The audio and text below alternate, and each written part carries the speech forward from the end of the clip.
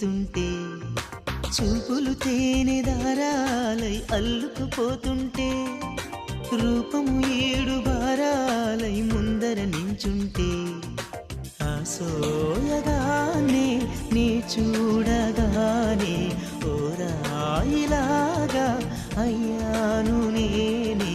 అడిగ పాదముని అడుగు వేయమని కదలలేదు తెలుసా, నిజంగా కళ్ళతో వింతగా